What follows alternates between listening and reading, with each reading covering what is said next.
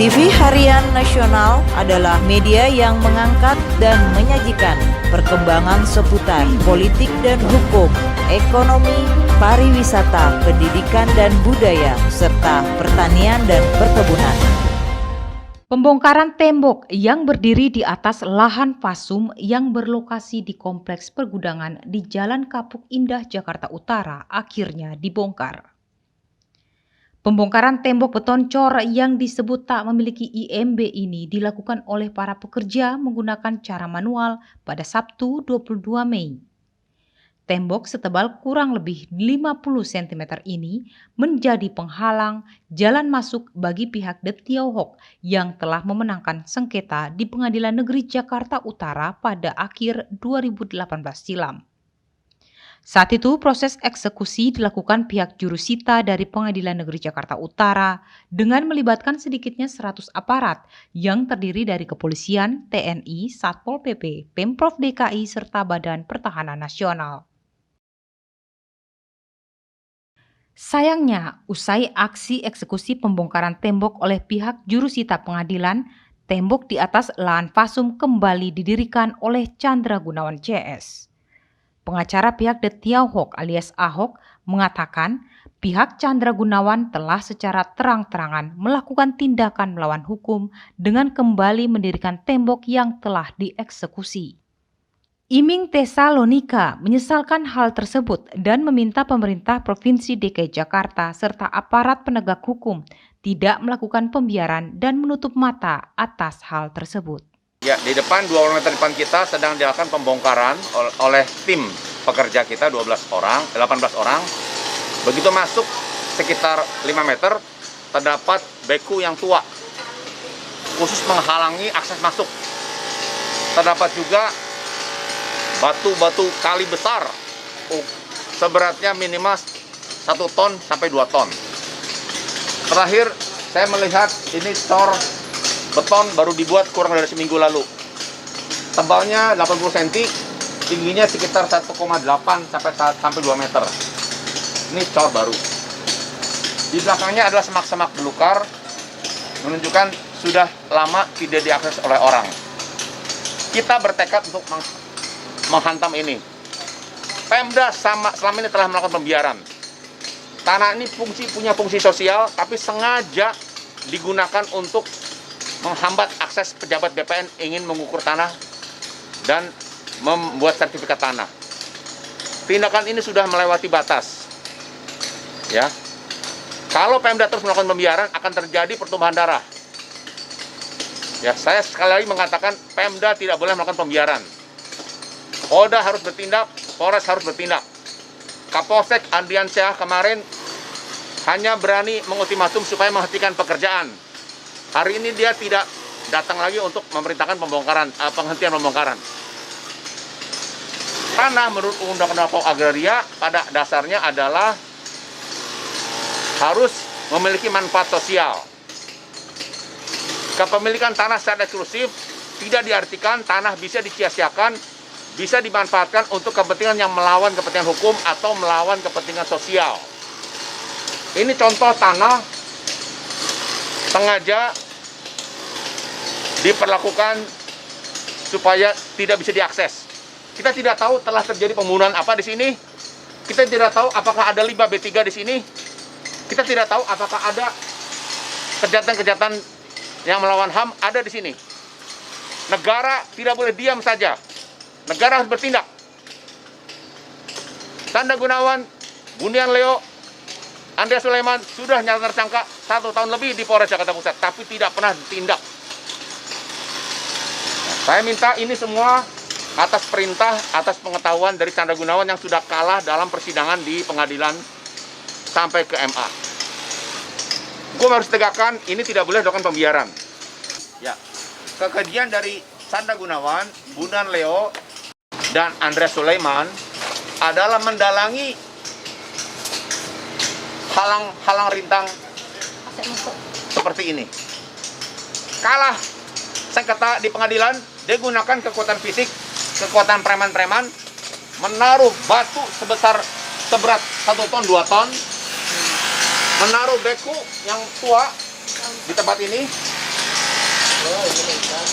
Kemudian baru saja kurang dari 1 minggu mereka melakukan pengecoran dinding beton setinggi 2 meter, tebalnya 80 cm. Saudara bisa bayangkan bagaimana cara bisa membongkar ini dengan tukang 18 pekerja. Kalau kita pakai beku datang masuk, maka kita akan menghadapi rintangan ini. Ini adalah prestasi Sanda Gunawan memahami bahwa Polsek Penjaringan, Polres Jakarta Utara tidak bergigi. Pemda DKI, kantor gubernur, wali kota utara, camat Penjaringan dianggap tidak bergigi, tidak punya wibawa.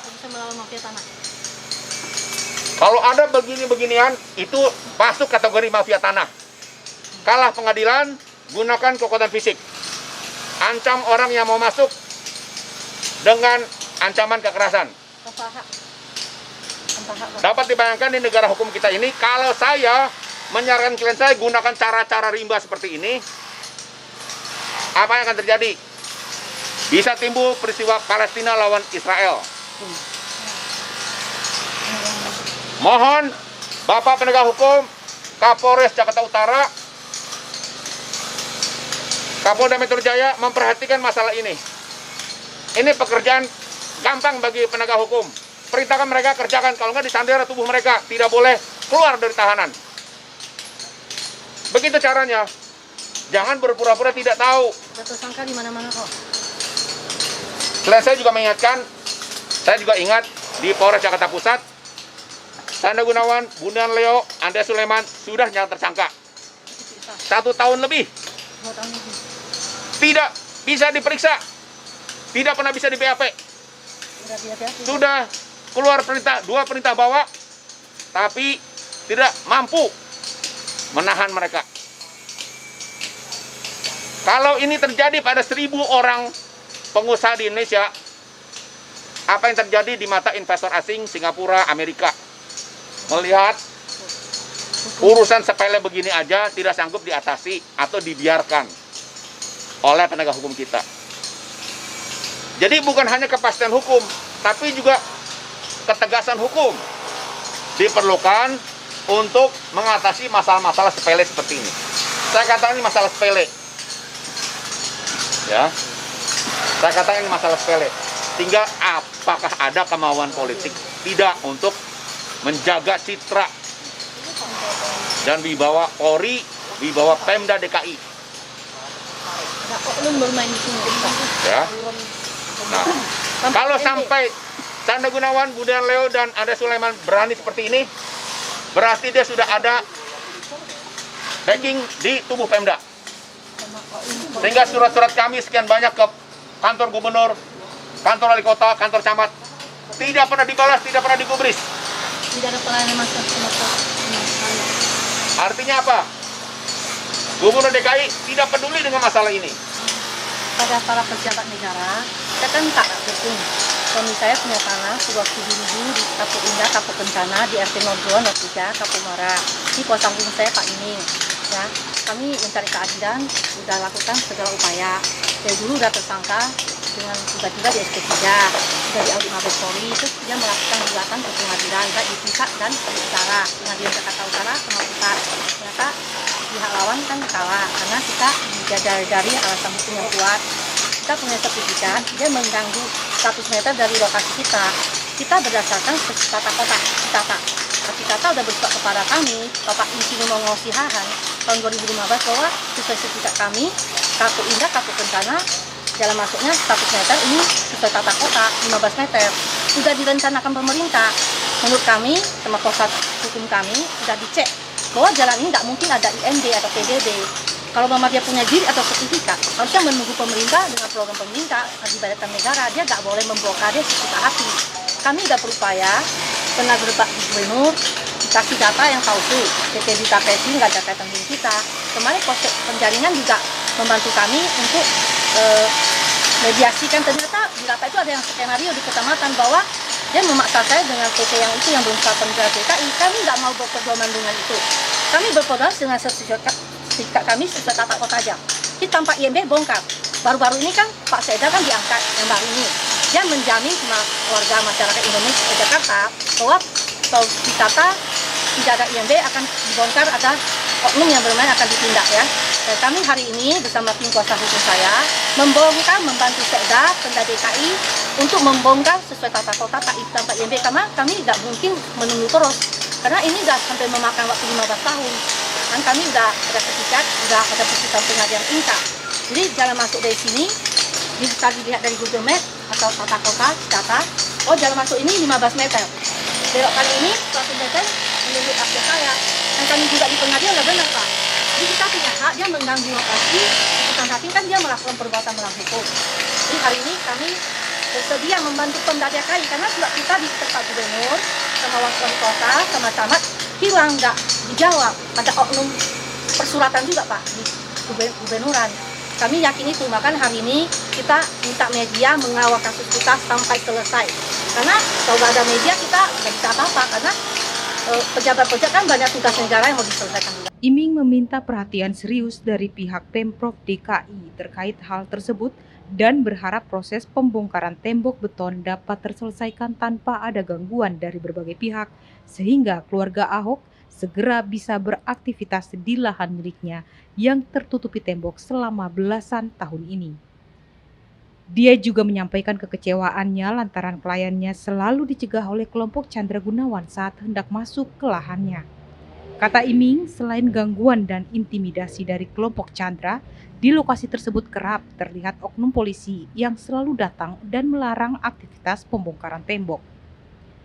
Tim kuasa hukum telah menanyakan langsung ke pihak Bina Marga DKI dan dijelaskan bahwa jalanan yang telah direncanakan tak ada seorang pun yang boleh membangun rumah atau lainnya serta memblokade akses masuk ke lokasi di sepanjang peruntukan jalan yang menjadi fasilitas umum.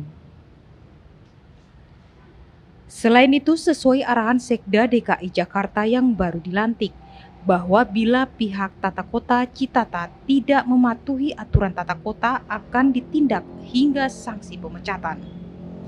Iming meminta Gubernur DKI menindaklanjuti aksi sepihak dari kelompok Chandra Gunawan yang mendirikan 2 bangunan tembok beton tanpa IMB di atas lahan pasum yang secara jelas sengaja didirikan untuk memblokade akses masuk ke lahan milik The Tiongkok. Dirinya juga meminta Kapolri, Kadif Propam, serta Kapolda Metro dapat menindak tegas oknum-oknum yang selama ini menjadi backing dan mafia tanah yang masih bebas berkeliaran demi mencari keuntungan pribadi. Dari Jakarta, Tim Liputan melaporkan.